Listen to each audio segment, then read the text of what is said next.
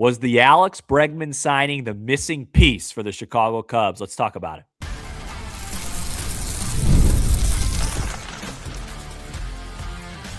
You are Locked On Cubs, your daily Chicago Cubs podcast, part of the Locked On Podcast Network, your team every day.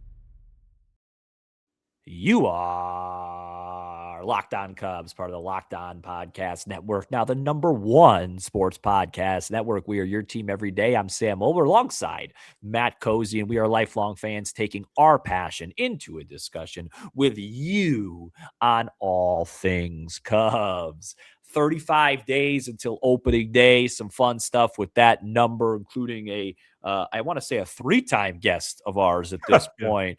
Some CBA talk, which might not be the most uplifting, but I think really necessary conversation to have. And I wanted to wait for you to be on the show to do that. But I want to start with our, as you call it, our individual kind of season preview guys, Matt, and talk about Alex Bregman. Maybe, the most anticipated of the group here. What are your impressions of him? I got some quotes. I got a little bit of a metaphor sort of connection for you, but what's your first expectations of him in the 2026 campaign in Cubby Blue? This has a chance to be one of the Cubs' biggest signings in a long, long time. I really believe that. I think the moment is ready for that. I think the group is ready for that. All indications so far, since they reported for spring, are all positive. You wonder what the players are drawn to, because Bregman has so many aspects of him that would allow that to happen and to cause that attraction between high-level individuals who want to get better. But I will go back to one theme that you've talked about for years, and that's winning. And I think that's the #1 attractor of him right now. And you start with that and then supplant it with great defense, but really more notably, especially the early returns in spring, what's possible offensively and the mindset, openness, and changes needed to get better. And the stuff from Pete has been great, related to Bregman, and others as well. And even some of the storytelling from Red Sox camp last year, or even during the season with Roman Anthony or Rafaela, I know was written about the other day. So I think we could see very similar, and that was just in 1 year with them. Imagine what could happen in the 5 years with the Cubs. Couple quotes for you on what you're saying, and I piggybacks exactly off what you're saying. Bregman was voted most irreplaceable subtraction in a survey of 36 league executives that came out today. And then how about this quote from Red Sox president Sam Kennedy on Bregman? Don't know if you saw this, but pretty boldly just said if he wanted to be a Red Sox, he'd still be here. And what that tells me is he wanted to be a Cub. Yeah. And when you're in a place where you want to be, especially somebody of that pedigree, I think that plays into it. Before we talk numbers, I have a couple of is metaphor the right? I want to connect him to a couple different athletes. Okay. First one is easy, that everyone's familiar with, similar to the John Lester signing, right? Absolutely. Very similar. You get an established veteran. I believe when Lester came here, he was a 2-time champion, Bregman, a 2-time champion. Both, I would say, very, very good players. Neither were at the absolute best, but just very, very solid. And then I have an obscure one I thought about today, because it's been a while since I've done a connection on here, and hopefully the few NBA listeners we have, or maybe we have a lot of them, I don't know, will resonate with this. A gentleman by the name of Drew Holiday. Just listen, just hear me out on this. Very similar to Bregman in terms of just, at his peak, not one of the 10 or 15 best guys in the league, but at his peak, maybe top 25, whatever. But his intangibles, his leadership, it was the missing piece. I don't know what that was. It was the missing piece for the Bucks in the 2021 finals. They won the championship. Then he was the missing piece for the Celtics when the Celtics won the 2004 championship. And then listen to this, Matt, because of how great he was defensively, all the intangibles, everybody liked him. 2-time gold medalist for Team USA. Just a very similar type player to Bregman, where you have a guy that obviously is very good, very talented, but what takes him to that next level is how he makes others better, how he is off the field, how he brings people together. In basketball, they use the term a connector. You know what I mean? Mm-hmm. And I thought that was a kind of a parallel of those two guys. That's kind of how it go. And again, two-time champions, et cetera. Bregman playing the WBC. What's the numbers? What are you looking for statistically from him? Is there some sort of home run number, OPS? I did it in my 9-9, but I'll repeat it for me when I'm up. Well, I think the first thing for me is a game total. 100%. I think it would need to be. It's the biggest one, I think. I think it's 140 something. Yeah. I'm not sure the specific number. If I had to get real greedy, I would say I would just split the difference and say 145. But Yeah. If on a good day, I would probably be convinced of 140. So I think it starts there. I think the bat, the biggest question with him is like, how is he going to adapt to Wrigley? If his home run total starts with a 2, that's going to be a major story. So I think it's those two things for me right away. And then everything would flow from there. I agree with everything you said. My only counterpoint would be, I'd say the opposite with the homers. I'd say if it didn't start with a 2, would be a major story. So if it starts with a 1, I think that'd be a problem. And I think if it starts with a 3, if it starts with a 3, that'd be a major story. The expectation that'd be a shock. Yeah. The expectation for him is to hit between 20 and 26, 27 home runs. I'd say if he's either below or above, now we're in story mode. I think the over under on games, I'd say, would be like 139.5, something like that. And I really hope it's the over. Yeah. Because last year when he did play, he did produce. And then the last thing I'll say is that, like I said in the 9-9 last week, I just think for the money that you're paying, the OPS has to start with an 8. I just think it has to. For $35 million, I just think it has to. I don't think that's unfair at all. And when you were doing your comps, I really feel like he has a chance to live up to his resume. John Lester did it. Drew Holiday did it. Right. But the big difference with the Lester comp, which I love, is Lester signed after a losing season. Right. This team just won 92 games, made the playoffs, and won a playoff series. If there was any other serious move, I would like to know what it is. It's go time with this team. That should have been the slogan, go time. Or they should have just brought back "Let's Go" from 2015. Well, not this. Yeah. It's a big time signing, and it's very not only exciting, but it's encouraging that they targeted him with after a rare opportunity of missing out just 12 months later, and they got the job done. Agree with you. Maybe the Cubs slogan should have been "Enjoy it while it lasts." We talk about the CBA coming up next. Great transition. This episode is brought to you by a FanDuel. Ever wanted to experience the NBA Finals live and in person? FanDuel is giving you the chance to turn that dream into a reality with their NBA sweepstakes. Here's how it works. Use your profit boost on any NBA future, and you'll automatically be entered for a shot to win an NBA Finals trip for 2. That's right. Flights, tickets, the whole experience. Folks, Pivoting over to the college realm, Matt and I were talking last night. Matt's Iowa Hawkeyes showing a little bit of life here.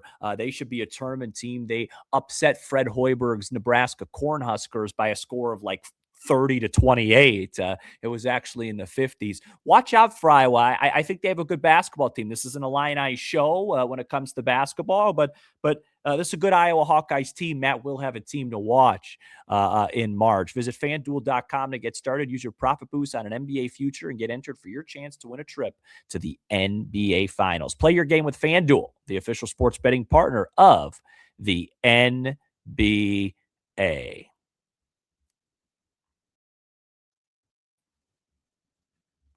Thank you for making Locked On Cubs your first listen of the day, and thank you for making Locked On the number one sports podcast network. You already live your team every day. Now take it up a level and go ad-free. Join the Everydayer Club today and get Locked On Cubs with no interruptions, all for just $5 a month or $50 a year. Help us out. Go to lockedoncubs.supercast.com or check the link in this episode description. Bad news. If you hadn't heard yet, the MLB PA executive director, Tony Clark, resigned. Not going to get into that whole story, but how it affects the CBA. For those that don't know, the CBA agreement expires at the end of the 2026 season. Is it right after the World Series ends, Matt, or is there a little pocket after that? December 1st. Oh, it's December 1st. Okay. And, there's obviously been a lot of talk about a potential lockout with the lopsidedness and spending and whatnot. And now the Players Association loses one of their, veteran lead, debaters, helpers, leaders, whatever you want to say. Like facilitator. Yeah, facilitator. And it just, you read around the league, you talk around the league, and you just fear that 2026 is going to be a year that you want to cherish because we don't know when 2027 is going to start. Yeah, so I think the two events are a little bit, it's not, I don't know if it's coincidental, but I'm going to try to give it a shot. So all the camps are opening the last week, and many owners have talked over the last week, including Tom Ricketts. Yep. And if you don't even really have to read between lines. It's really not a big treasure hunt. At the top of these teams, like there's worry. And I want to get to like our opportunity to worry later as well, because I don't think necessarily we should do it, because I have a date in mind where it would be like, oh, we should worry. I think Tony Clark stepping down now, I've tried to find a silver lining in it, in that, all right, better now than a year, later, 6 months from now. And it's too early to tell where the MLBPA will go, but I think the union is going to be fine. When I hear Tom Ricketts, the owner of one of the largest franchises on the planet, when he is asked a direct question, hey, what's your advice to the fans? Oh, enjoy the season and the games for what they are. That's not a good sign. Right. I think it looks bleak. And that to me means that because the notion is usually, Sam, owner versus player, owner versus labor. But I think the first wall of this is owner against owner. And that's where it's going to get really messy. Before it even gets to the players, it's likely going to be Dodgers and Mets and maybe one or two others against 26 to 28 teams. And there's so many factors connected to this, and one of them is TV. But I think it's the thing that makes this unique and potentially worrisome is that it's actually really not owner versus labor. It's owner versus owner. And then the rest is going to snowball from there. When it could become owner versus player is if they do end up proposing a cap and a floor, then of course the players would go, well, what evidence do you have, owners, to prove to me, the player, that this doesn't limit my earnings? So if you connect the dots here, you could start talking yourself into this becoming a big problem.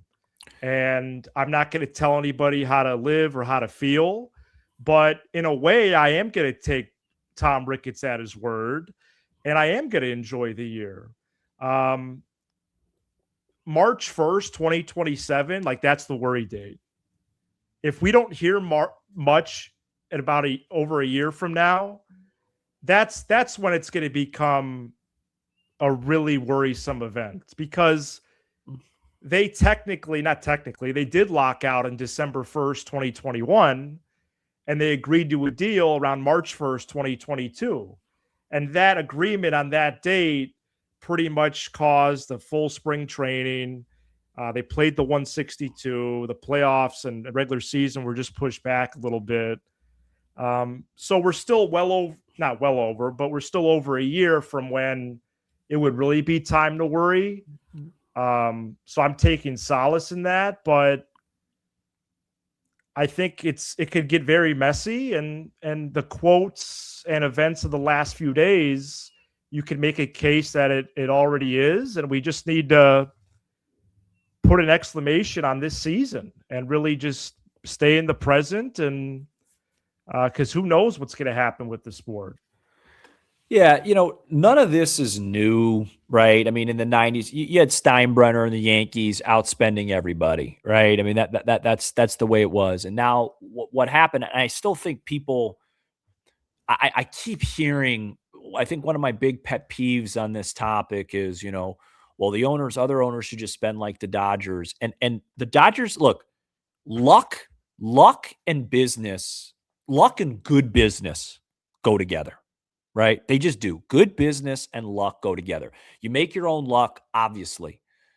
The Dodgers TV deal, what they were able to do and the timing of it, getting it done before cord cutting, before COVID, it really is what changed everything. It enabled them, to do this. And it's unfortunate because I think if that doesn't happen, it's a way different conversation.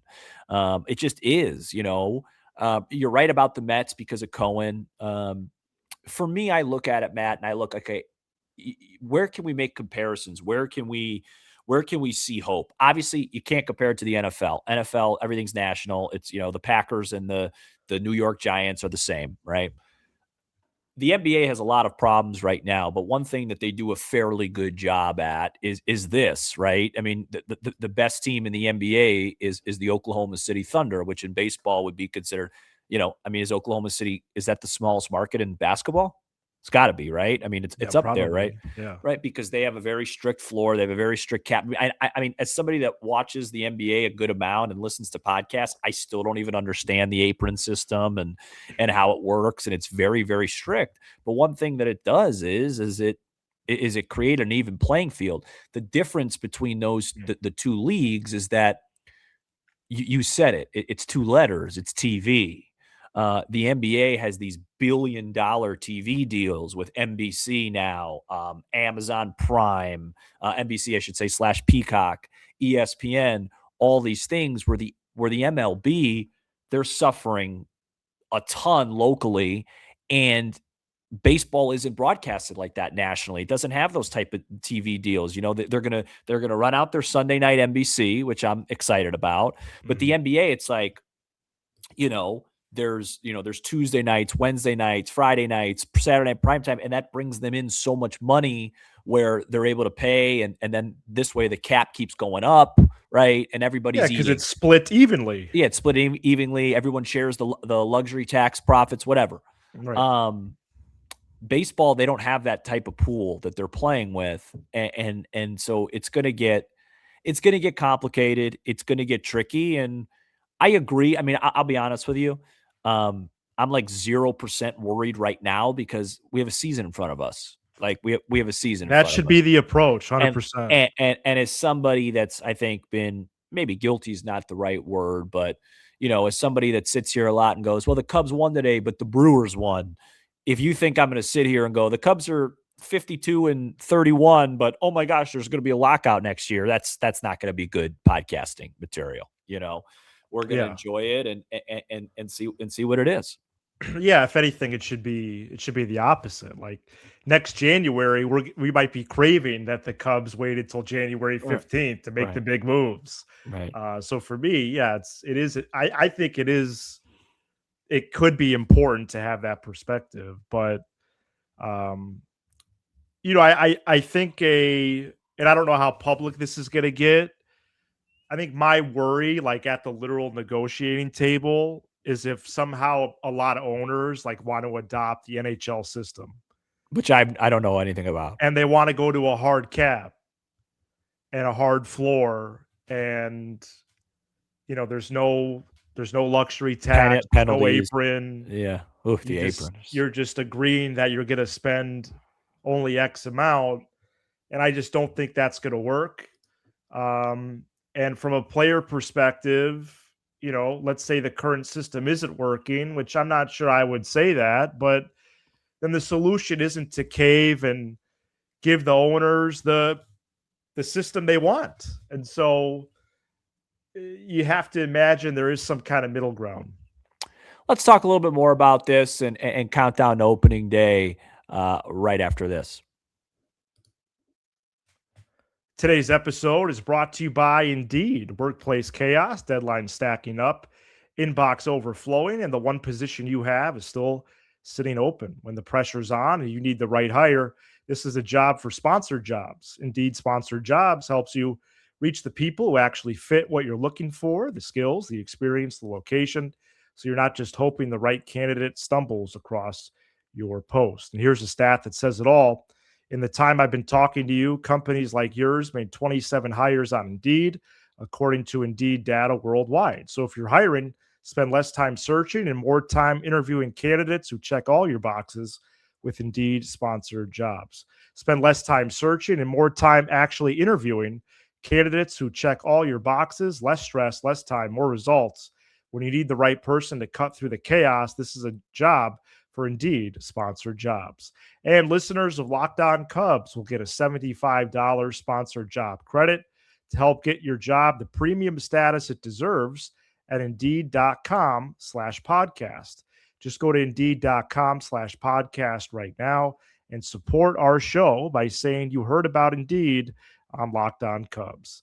That's Indeed.com/podcast. Terms and conditions apply. Need a hire? That's a job for Indeed sponsored jobs. All right, we're back here on Locked On Cubs, number one Cubs podcast out there. Check us out. Give us a comment, like all that good stuff on YouTube. You can even comment now on some of the Apple and Spotify. I guess my last thing on the CBA would just be, I actually like the worst part about it is I think baseball's starting to slowly make a comeback. And maybe it's not even slowly. I think some of these rule changes have been absolutely magnificent, and that's coming from somebody that is so traditional when it comes to that stuff. I could watch baseball for 5 hours, doesn't bother me. But for other people, the game is rich with superstars. Some of the we're talking about some of the best players we've ever seen that are playing right now, and it would just be a shame if they lost all that momentum with a 75, 80, 90 game lockout or whatever it is. Well, it would be an indictment on. Don't you agree with that though? That if you take away the Dodgers TV deal and then you basically anything TV related, right? Because the small market teams, the game is in a good place, and a lot of these teams are showing that doesn't matter how much money they have, they're going to be good every year. We don't have to look far to see the team that does that. Yeah, it's if it's inevitable that a lockout's going to happen on December 1st, then the main goal should be, all right, how many games can we salvage, because there's absolutely no reason why any of the schedule should get cut, and the momentum of the last couple of postseasons are on full display, and even more incentive to come up with something that helps everybody out. Shutting down the baseball industry for a full season at a time when the game, I believe, is having a renaissance of sorts, Sam, would be really bad. And the World Series this past fall outrated the NBA Finals last June. As it should have. And wasn't really close either. You know, the Dodgers are a convenient scapegoat. Their TV deal goes immediately back into the team. The money that the Pirates get from the national even split and their local deal, which is not a lot, albeit. Well, and neither's a lot, to be fair. Yeah. Relatively speaking. They don't spend like the revenue into payroll percentages. Oh, right. Yeah, the Dodgers are working with more, but then they are spending it on the team. Sure. Absolutely. And there's many teams where that percentage it's too wide. Well, ours isn't great either, our percentage. Up until January, yeah. Yeah, we'll see what happens. I don't want to talk more about this. It depresses me. Okay. Let's just do a full 180 transition, 35 days until opening day. Can't tell you the fact that it took me 2 or 3 tries to make sure I had that number right based on recording time and whatnot. But 35, special number to this program, Justin Steele. Saw you guys, you and Joey do talk about him. But, he won't be there on opening day, but he's going to be there at some point. And he hasn't been 60-day IL'd and all these things. It's pretty exciting to see. And do you remember the other lefty yes. that wore number 35 for the Chicago Cubs? Because I always forget about him. Yeah, because I considered that deadline deal, I think it was 18, to be like that was significant to me for whatever reason. And that's the former Philly, Cole Hamels. Yeah, I want to say former World Series MVP Cole Hamels, if I remember correctly. MVP? If I remember correctly, I think he won World Series MVP when they won it in 08. I could be wrong. I'm pulling up his baseball reference page now because I actually think Cole Hamels is not great. Speaking of wearing number 35, I actually don't think his career is not a bad place for Steele. Oh, right? Absolutely not. Yeah. People don't realize like right now, Steele's career ERA, obviously he hasn't pitched a ton relative to Hamels, is 3.30.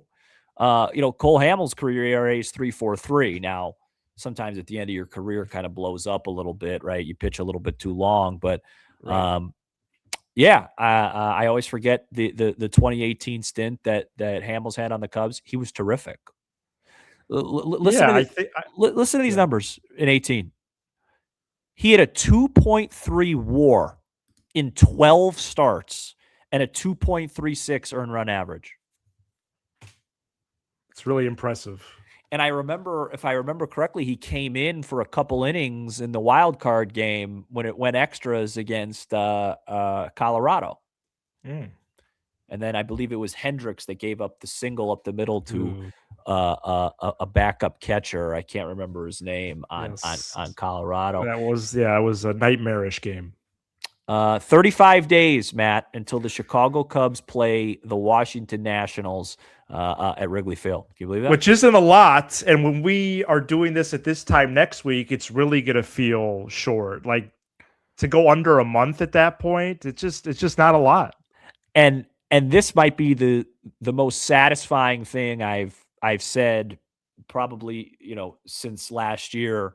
And that is, folks, you can catch the Cubs at 2:05 Central Time on Friday against the White Sox, and the Cubs just named their opening day spring training starter, and it will be Jameson Taillon to take the ball against the Southsiders. Any guesses? We'll probably do a segment on this.